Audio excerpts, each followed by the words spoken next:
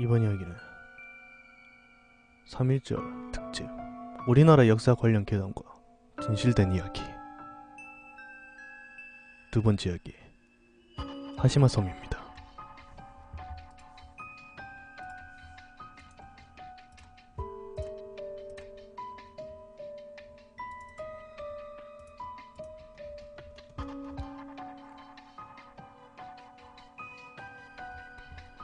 하시마 섬은 만약 지구에 인류가 없어지면 이런 모습일까? 라는 의문을 던지게 되는 섬입니다.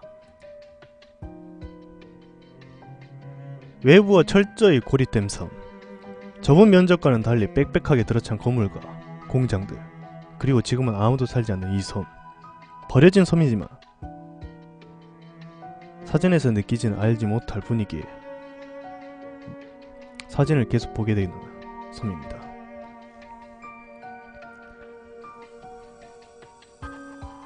이 섬이 바로 일본에 있는 하시마 섬이며, 위치에서 보면 마치 한 대의 군함과 비슷한 외양이라 별명이 군함섬이라고 불린답니다. 지금 일본 정부에서는 안정성을 이유로 진입을 금지하고 있어 만약 이 섬에 진입한 게 적발될 시 30일간의 구류와 외국인이라면 즉시 국외 추방이 된다는 글이 써 있습니다.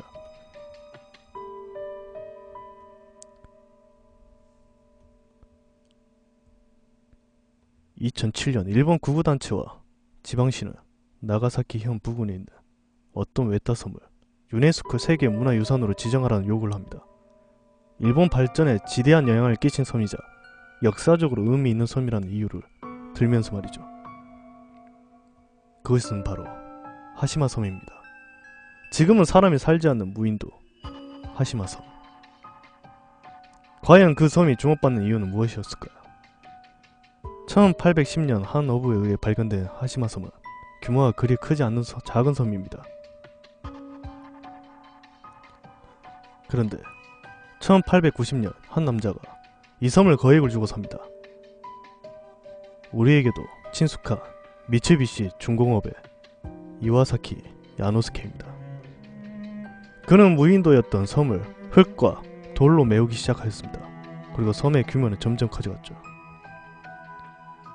그렇다면 그는 어째서 겉으로 보기에는 별 볼일 없는 섬을 막대한 자본을 쏟아 부은 걸까요? 바로 석탄 때문입니다.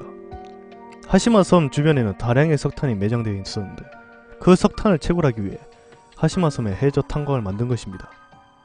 일자리를 찾기 위해 섬으로 몰려든 노동자들을 위해 그는 비좁은 섬에 콘크리트로 만든 고층 아파트를 지었는데 4층에서 10층 규모의 건물이 무려 10여 동이 되었으며, 이러한 콘크리트 아파트를 일본 최초로 지어진 철근식 콘크리트 아파트였다고 합니다.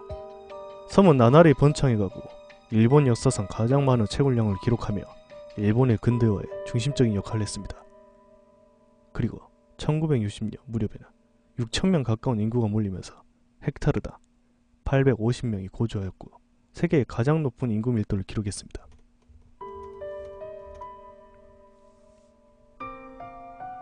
그런데 그 섬은 왜 유령섬이라고 불리게 된 것일까요? 무인도가 되어버리고 수십 년이 지난 후 여러 관광객들이 섬을 찾았습니다. 하지만 관광객들이 낙사나 붕괴로 인해 부상 혹은 사망하던 사고가 빈번하게 일어났습니다. 당시 섬에 살던 주민들의 증언에 따르면 오래전부터 그곳에서는 죽은 자들이 많았으며 억울한 혼령들이 많았다고 이야기했는데, 결국 일본 정부는 하시마 섬을 허가를 받지 않으면 접근할 수 없도록 통제하였고, 인구 밀도가 심각한 일본 국민을 쫓아 하시마 섬에서 살기 싫다고 말했다고 합니다.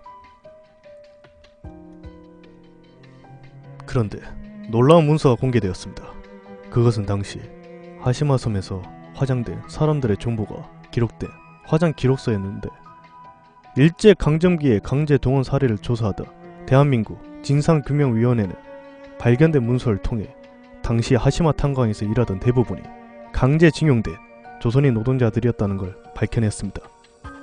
조사에 따르면 탄광에 강제 노역을 했던 조선인 노동자들을 적어도 500명 이상이었을 거라고 추정하였으며, 그들은 대부분 작업지역에서 일본인들을 꺼려하는 붕괴가 빈번한 곳, 가장 깊은 막자, 가스 누출이 심각한 지역 등 가장 위험하고 어려운 작업을 담당했다고 합니다.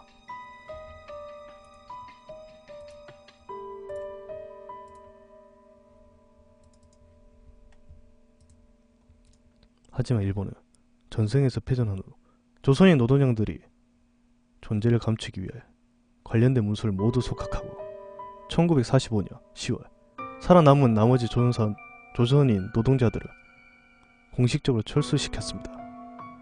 당시 탄광에서 생활했던 조선인 강제 노동자 박중구 씨는 하시마섬에서 생활을 이렇게 증언했습니다.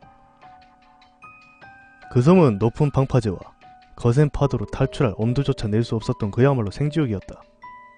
일본인들은 조만과 일조량의 양호한 고층 건물이나 중앙 고지 부분에 거주한 반면 조선인은 하시마 북단 2층 건물에 수용되었다. 3평 남짓한 방에 8명이 살았고 적게 주는 밥의 80%는 그나마 콩 깨묵이었다.